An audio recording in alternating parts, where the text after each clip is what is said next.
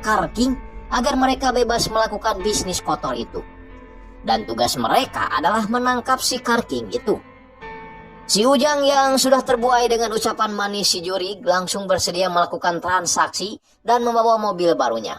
Namun tiba-tiba di perjalanan mobilnya malah mogok dan petugas DLLAJ kebingungan kenapa bisa-bisanya seorang mekanik didodolan oleh penjual. Si Ujang mencoba memprotes dan meminta showroom itu mengembalikan uangnya. Tapi tidak bisa. Selain sudah tekan perjanjian, mobil itu juga rusak ketika dipakai si Ujang. Keesokan harinya Ji-Hun dan Baek mulai merasa hariwang atau khawatir karena si Ujang belum nongol-nongol ke kantor sejak berencana membeli mobil baru. Si Ujang sendiri sedang meratapi nasibnya yang suwe dengan membayangkan mobil odong-odongnya yang biasa parkir di tempat itu. Kemudian bisnis laundrynya yang kemungkinan harus bangkrut. Tiba-tiba, karena terus-terusan dipaksa jujur, akhirnya si Ujang menceritakan awal mula dia pesan mobil secara online sampai dia kena tipu. 3 serangkai ini pun kemudian bergerak ke showroom itu dengan berpura-pura Ji-Hun sebagai orang yang akan membeli mobil.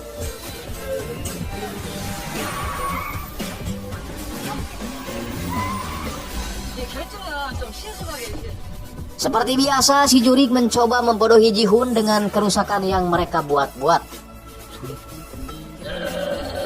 Tapi Ji-Hun malah mengatakan kalau dia suka mobil yang rusak seperti itu.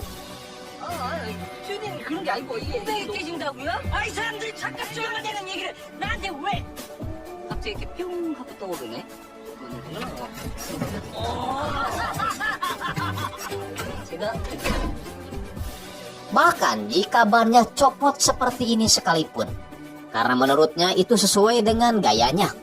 Namun tiba-tiba si Jurig malah lari sehingga Ji-Hun mengejarnya.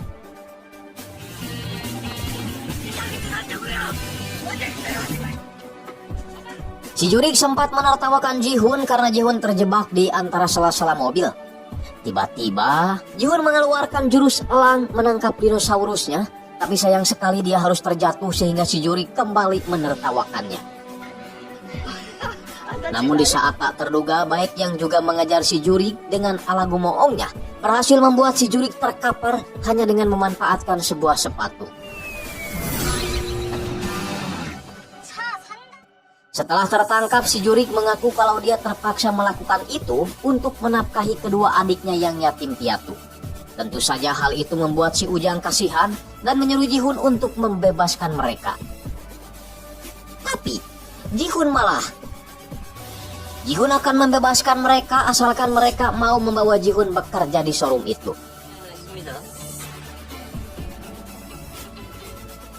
Singkat cerita, Ji-Hun dan Baek diinterview oleh bos showroom yang bernama Yang-gon. Si Yang-gon nampak menyukai Baek yang terlihat cerdas, centil dan semangat dalam bekerja.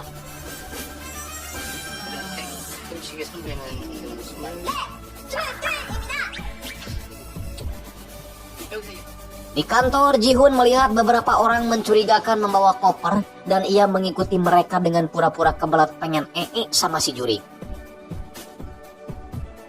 Sepintas Ji-Hun mendengar percakapan mereka yang membutuhkan uang 100 juta won untuk biaya sogokan pada si Car King. Namun Ji-Hun ketahuan dan langsung berpura-pura linglung karena dia pegawai baru. Si Jurig juga keburu datang dan ikut meyakinkan atasannya. Tapi si Jurig keceplosan dengan mengatakan kalau bosnya si Yang-gon sedang diselidiki oleh kejaksaan.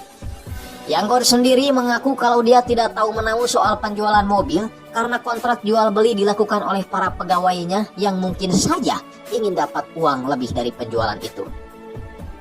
Setelah melakukan penyelidikan tadi siang, Ji-Hun akhirnya mengetahui kalau si Yang-gon itu bukanlah pimpinan tertinggi, melainkan salah satu orang yang menjalankan organisasi. Karena ternyata si Yang-gon juga harus memberikan uang sogokan pada seseorang yang selama ini melindunginya. Keesokan harinya si Yang-gon membuat tantangan besar untuk karyawannya.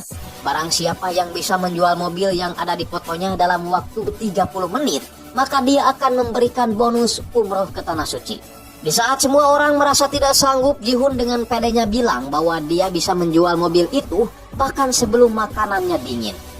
Ji-hoon menawarkan mobil itu pada Min Hyuk dengan cara yang sering dilakukan oleh si juri, yaitu menjelek-jelekan mobil pertama agar Min Hyuk mau membeli mobil yang lain. 그래 정확하게 그 부분이야 민혁아 이 차랑 비슷한 민혁아 너무 잘 어울려. Min Hyuk berterima kasih pada Ji-hoon karena berkat Ji-hoon dia bisa mendapat mobil yang bagus. Nyahok di bobodo sia teh Min Hyuk. 날아갈 수도 있으니까 고맙다 간다 수고해.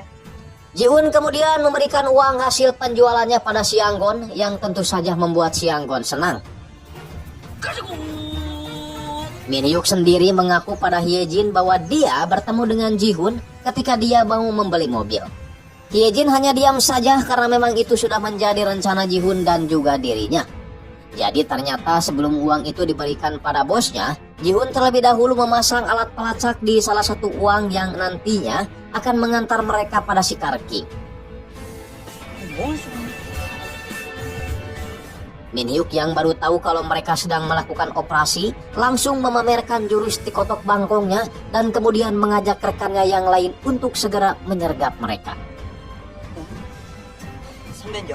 Tapi Hyejin melarangnya karena orang yang ada di dalam itu berjumlah sekitar 20-30 orang. Sementara itu Baek dan Ujang mencoba menghalangi pintu darurat dengan alat yang seadanya.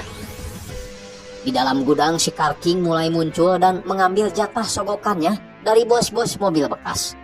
Yanggon tidak jadi memperkenalkan Ji-hoon pada bosnya karena Ji-hoon mendadak tidak ada di tempat. Salah satu dari mereka tiba-tiba memberitahu kalau polisi telah mengepung tempat itu sehingga mereka semua berhamburan kabur. Namun tiba-tiba sebuah mobil menghalangi jalan mereka. Ya, itu Ji-hoon dengan gaya sintingnya, ia pura-pura kalau mobilnya mogok sehingga membuat semua orang yang ada di sana bertindak dengan membawa alat penggebuk. Min Hyuk yang merasa khawatir dengan Ji-hoon langsung datang, meskipun Ji-hoon sendiri sebenarnya tidak memerlukan bantuannya karena dia sudah kabur. Si King sendiri akhirnya kena jebakan setelah polisi sudah menunggunya di luar. Para polisi pun akhirnya masuk sambil menolong Min Hyuk yang lagi diprank sama si sinting Ji-hoon.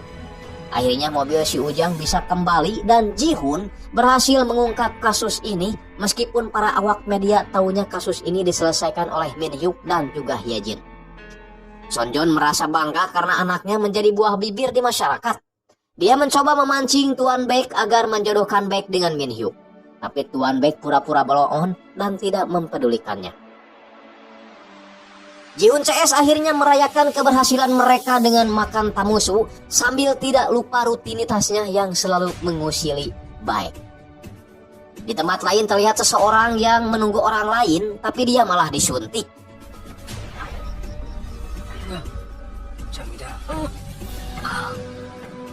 Keesokan harinya si pelaku malah datang ke kantor Ji-hoon.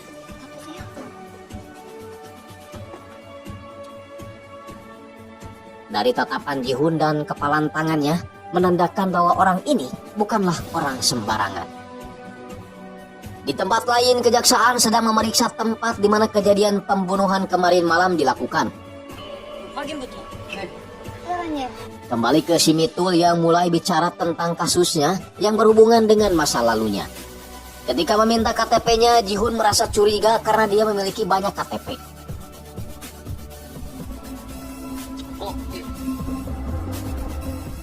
Ji-hoon terus menatap foto dan mata si Mitul yang mirip sekali dengan pembunuh Joyong sebenarnya. Mitul juga menanyakan tarif hukum Ji-hoon yang hanya 1000 won sambil sedikit menyepelekannya. Karena si Mitul ini sedikit sombong, maka Ji-hoon mengatakan kalau tarif 1000 won itu untuk 1 detik. Yang tentu saja membuat si Ujang kaget dan senang karena dia akan menjadi kaya.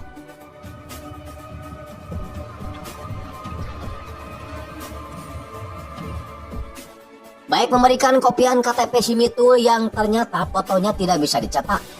Ji-hoon semakin yakin kalau orang yang barusan mendatanginya adalah orang yang telah membunuh Joyong. Ji-hoon mencoba mengejarnya namun si Mitul sudah tidak ada. Baek juga sudah memeriksa kalau alamat si Mitul itu palsu dan nomornya juga tidak bisa dihubungi. Baik menyarankan Jihun untuk melihat CCTV sekitar tempat itu.